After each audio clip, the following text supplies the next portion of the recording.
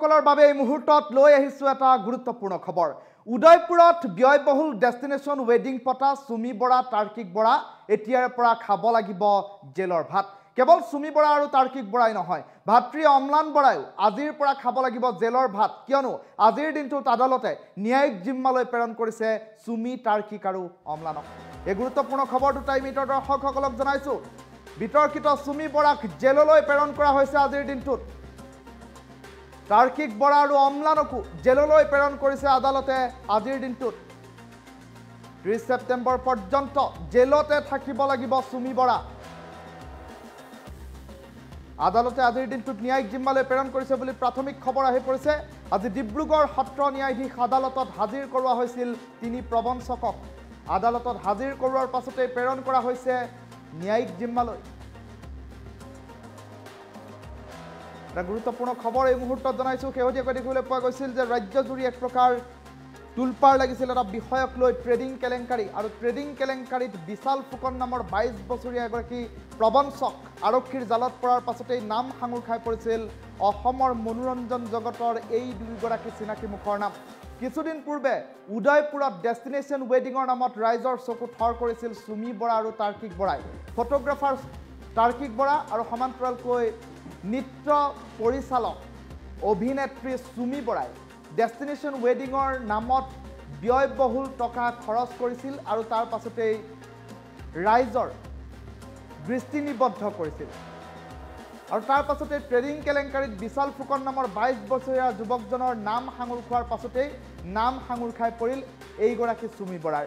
সুমি তাৰ্কিকৰ নাম সাঙুৰ খোৱাৰ পাছতেই দেখিবলৈ পোৱা গ'ল সুমি তাৰ্কিক পলাতক হৈ আছিল আৰু প্ৰায় 10টাকৈ দিন পলাতক হৈ থাকি অৱশেষত আৰক্ষীৰ ওচৰত আত্মসমৰ্পণ কৰিলে আৰু ডিব্ৰুগড় আৰক্ষীয়ে গ্ৰেপ্তাৰ কৰি সুমি তাৰ্কিকক আৰক্ষীৰ জিম্মাত লৈছিল। আৰু আজিৰ দিনটোত দেখিবলৈ পোৱা গৈছে 30 ছেপ্টেম্বৰ পৰ্যন্ত সুমি, তাৰ্কিক আৰু অম্লানক ন্যায়িক জিম্মালৈ প্ৰেৰণ কৰাৰ দৃশ্যাংশ এই মুহূৰ্তত আহি পৰিছে। টাইমিটৰ দৰ্শকসকলক এক্সক্লুচিভ দৃশ্যাংশ দেখুৱাই দিছোঁ। ইফালে সুমি তাৰ্কিকক পলাতক হৈ থকাত সহায় কৰা অম্লান নামৰ এইগৰাকী যুৱককো আজিৰ দিনটোত ন্যায়িক জিম্মালৈ প্ৰেৰণ কৰা হৈছে। ডিব্ৰুগড় সত্ৰ ন্যায়াধীশ আদালতত আজি 3টাকৈ প্ৰবঞ্চকক হাজিৰ কৰোৱা হৈছিল আৰু অৱশেষত দেখিবলৈ পোৱা গ'ল আজিৰ দিনটোত জেললৈ প্ৰেৰণ কৰা হৈছে সুমি, তাৰ্কিক আৰু অম্লানক। ইতিপূৰ্বে জেলতে আছে বিশাল ফুকন নামৰ 22 বছৰীয়া প্ৰবঞ্চকটো। হাজাৰ হাজাৰ কোটি টকীয়া কেলেংকাৰী সংঘটিত কৰিছিল এইকেইটা প্ৰবঞ্চকে। ট্ৰেডিঙৰ নামত হাজাৰ হাজাৰ কোটি টকা কেলেংকাৰী সংঘটিত কৰা বিশাল ফুকনৰ সৈতে জড়িত থকাৰ অভিযোগ আছে সুমি বৰা, তাৰ্কিক বৰাৰ বিৰুদ্ধে। আৰু সুমি বৰা আৰু তাৰ্কিক বৰাৰ তপন বৰা আৰু তাৰ্কিক বৰা আৰু সুমি বৰাক সামান্য জিলাৰ পতনে আদালতত হাজিৰ কৰা হৈছিল। পুলিচ প্ৰশাসনে তেওঁলোকৰ আৰু জিম্মাক তেওঁলোকে বিচৰা নাই। মহামান্যে আদালতে তেওঁলোকক ন্যায়িক জিম্মালৈ প্ৰেৰণ কৰিছে।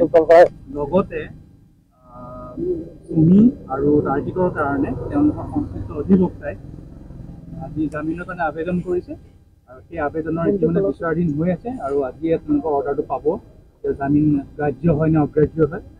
আৰু এটা সৰু ইনফৰ্মেশ্যন আছে যে মহামান্য উচ্চ ন্যায়ালয়, গুৱাহাটী উচ্চ ন্যায়ালয়ে জিংকি মিলি তেওঁৰ অন্তৰ্বৰ্তীকালীন জামিন মঞ্জুৰ কৰিছে 25,000 টকা 1 CA। তেওঁলোকে চাব এই ক্ষেত্ৰত কাৰণে বেল আবেদন সুমি আৰু তাৰ্কিকৰ কাৰণে আজি ডিব্ৰুগড়ত বেল আবেদন কৰা। এতিয়া যিটো চিঠি ডায়েৰীখন চাব, তাৰ পিছত তেওঁলোকে আদালতে যদি জামিন দিয়ে আপোনাক আজি গম পাব, আজি অগ্ৰাহ্য কৰে। অম্লান, তপন বৰা আৰু তাৰ্কিক বৰা আৰু সুমি বৰাক সামান্য জিলাৰ পতনে আদালতত হাজিৰ কৰা হৈছিল। পুলিচ প্ৰশাসনে তেওঁলোকৰ আৰু জিম্মাক তেওঁলোকে বিচৰা নাই। মহামান্যে আদালতে তেওঁলোকক ন্যায়িক জিম্মালৈ প্ৰেৰণ কৰিছে। লগতে সুমি আৰু তাৰ্কিকৰ কাৰণে তেওঁলোকৰ সংশ্লিষ্ট অধিবক্তাই আজি জামিনৰ কাৰণে আবেদন কৰিছে আৰু সেই আবেদনৰ ইতিমধ্যে বিচাৰাধীন হৈ আছে আৰু আজিয়ে তেওঁলোকৰ অৰ্ডাৰটো পাব যে জামিন গ্ৰাহ্য হয় নে অগ্ৰাহ্য হয়। আৰু এটা সৰু ইনফৰ্মেশ্যন আছে যে মহামান্য উচ্চ ন্যায়ালয়, গুৱাহাটী উচ্চ ন্যায়ালয়ে জিংকি মিলি তেওঁৰ অন্তৰ্বৰ্তীকালীন জামিন মঞ্জুৰ কৰিছে 25,000 টকা 1 CA। তেওঁলোকে চাব এই ক্ষেত্ৰত কাৰণে বেল আবেদন সুমি আৰু তাৰ্কিকৰ কাৰণে আজি ডিব্ৰুগড়ত বেল আবেদন কৰা। এতিয়া যিটো চিঠি ডায়েৰীখন চাব, তাৰ পিছত তেওঁলোকে আদালতে যদি জামিন দিয়ে আপোনাক আজিয়ে গম পাব আজি অগ্ৰাহ্য